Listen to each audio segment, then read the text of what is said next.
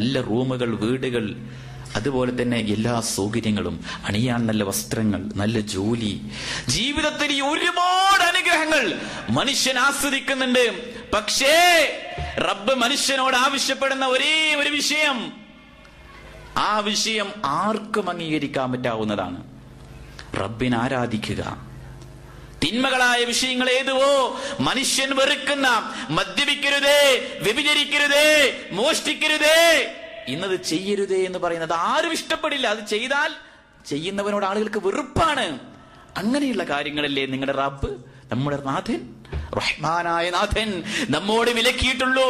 അതല്ലാത്ത ഏതെങ്കിലും ഒരു നന്മയുടെ വശം നിങ്ങൾ ചെയ്യരുതേ എന്ന് പറയുന്നുണ്ടോ? ഇല്ലല്ലോ. മുഴുവൻ മോശപ്പെട്ട കാര്യങ്ങൾ മാത്രം വിരോധിക്കപ്പെട്ട നമ്മുടെ നാഥൻ, ആ നാഥൻ പറയുന്ന വിഷയങ്ങൾ അംഗീകരിക്കാതെ, സ്വീകരിക്കാതെ അഹങ്കാരത്തോടെ, അഹന്തതയോടെ നടക്കുന്ന മനുഷ്യനാരോ, ആ മനുഷ്യൻ ഖിയാമത്ത് നാളിൽ ഫഇദാ ജാഅതിസ് സ്വാഖ യൗമ യഫിറുൽ മർഉ മിൻ അഖീ വഉമ്മിഹി വഅബീ വസാഹിബതിഹി വബനീ ലികുല്ലി ഇംരിഇ മിൻഹും യൗമഇദിൻ ശഅനൻ യുഅ്നീ. ആ മനുഷ്യനുണ്ടല്ലോ, ആ മനുഷ്യന് ചികിടടിപ്പിക്കുന്ന ആ ശബ്ദം അന്ത്യനാൾ സംഭവിച്ചു കഴിഞ്ഞാൽ തന്റെ സഹോദരനെ വിട്ട് ഓടിപ്പോകുന്ന ഒരു നിമിഷമാണത്. തന്റെ മാതാവിനെയും പിതാവിനെയും ഭാര്യയെയും മക്കളെയും എല്ലാവരെയും അവൻ വിട്ട് ഓടിപ്പോവുകയാണ്. അവന്റെ വിഷയം തന്നെ അവന് ചിന്തിക്കാൻ കഴിയാവുന്നതിനപ്പുറം അത്രക്ക് വിഷയങ്ങളുണ്ട്. മനുഷ്യൻ ബേജാറോടുകൂടി, ഒരുപാട് മനപ്രയാസത്തോടെ തന്റെ അവസ്ഥ എന്തായിരിക്കും എന്ന് ചിന്തിച്ചുകൊണ്ട് ഓടിപ്പോകുന്ന മനുഷ്യനാണ്. ആ മനുഷ്യനോടാണ് റബ്ബ് പറയുന്നത്: മനുഷ്യ, നീ ഒന്ന് ചിന്തിച്ചു നോക്കിയേ, നിനക്ക് വേണ്ടി ഞാൻ ഒരുക്കി വെച്ചിരിക്കുന്ന സ്വർഗത്തിന്റെ സുഖാനുഭൂതികളെ കുറിച്ചും, സ്വർഗത്തിന്റെ ആനന്ദകരമായ, ആഹ്ലാദപരമായ, ആനന്ദദായകമായ, കണ്ണിന് കൺകുളിർമയേകുന്ന, മനസ്സിന് ആശ്വാസം നൽകുന്ന, അതുപോലെ നിന്റെ ജീവിതത്തിൽ ഒരിക്കലും വിഭാവനം ചെയ്യാൻ കഴിയാത്ത മനോഹരമായ സ്വർഗം നിനക്ക് വേണ്ടി ഞാൻ തയ്യാറാക്കി വെച്ചിരിക്കുന്നു. ആ സ്വർഗത്തിലേക്കാണ് മനുഷ്യ നിന്നെ ഞാൻ വിളിക്കുന്നത് എന്ന് പറയുമ്പോ, ആ സ്വർഗത്തെ കുറിച്ച് റസൂലുള്ളാഹി സ്വല്ലല്ലാഹു അലൈഹി വസല്ലം വർണ്ണിക്കുകയാം. ശഹീദ് മിൻ റസൂലില്ലാഹി സ്വല്ലല്ലാഹു അലൈഹി വസല്ലം മജ്ലിസൻ വസഫ ഫിൽ ജന്ന. മഹാനായ സഹാബി വരൻ സഹൽ ബിൻ സഅദ് അസ്-സഈദി റളിയല്ലാഹു അൻഹു നിവേദനം ചെയ്യുന്ന ഹദീസിൽ കാണാം, റസൂൽ സ്വർഗത്തിന്റെ മനോഹാരിതകൾ വർണ്ണിക്കുന്ന ഒരു സദസ്സിൽ ഞാൻ ഇരിക്കുകയാണ്. റസൂൽ അങ്ങനെ വർണ്ണിക്കാൻ തുടങ്ങി. ആ വർണ്ണിക്കുന്നതിന്റെ അവസാനത്തിൽ റസൂൽ പറഞ്ഞു: ഫീഹാ മാ ലാ ഐനുർ റഅത്, ഒരു കണ്ണും കാണാത്ത, വലാ ഉദുനുൻ സമിഅത്, ഒരു കാതും കേൾക്കാത്ത, വലാ ഖത്തറ അലാ ഖൽബിൻ ബശർ, ഒരു മനുഷ്യന്റെ മനസ്സിലും ഒരിക്കലും വിഭാവനം ചെയ്യാൻ കഴിയാത്ത അത്രമാത്രം മനോഹരമാണ് സ്വർഗം.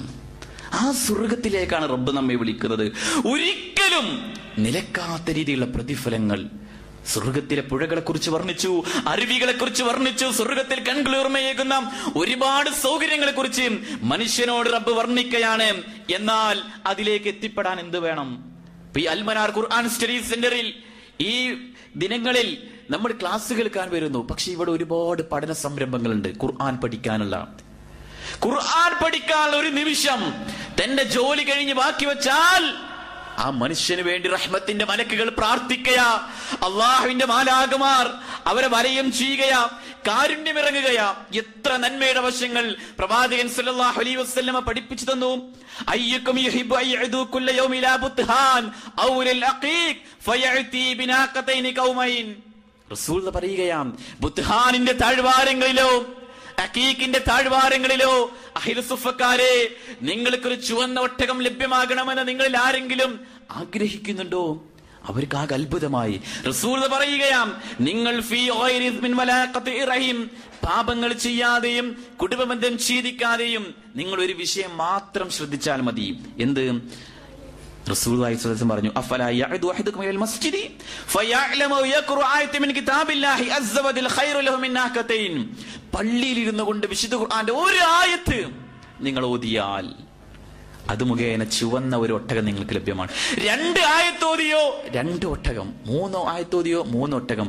ഇനി എത്ര ആയത്ത് പാരായണം ചെയ്യുന്നുവോ അത്രയും ആയത്തുകൾക്കനുസരിച്ചുകൊണ്ട് പ്രതിഫലം നിങ്ങൾക്ക് അത് ഏറ്റി നൽകുന്നു. അല്ലെങ്കിൽ ഒട്ടകത്തെയാണ് റസൂൽ അവിടുന്ന് ഉപമിച്ചത്.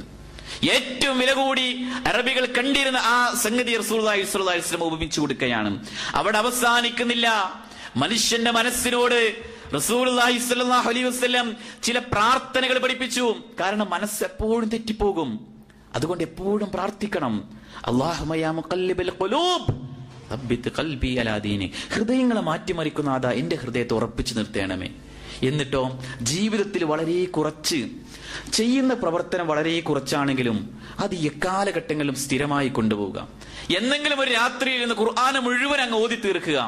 അല്ലെങ്കിൽ ഏതെങ്കിലും ഒരു ദിവസത്തിൽ ഇരുന്ന് രാത്രിയിൽ മുഴുവനായിക്കൊണ്ട് നമസ്കാരം നിർവഹിക്കുക. അങ്ങനെയല്ല, ചെയ്യുന്നത് വളരെ കുറച്ചാണെങ്കിലും എന്നും ചെയ്യുന്ന നന്മയേതോ അത് റബ്ബിന് വലിയ ഇഷ്ടമാണ്.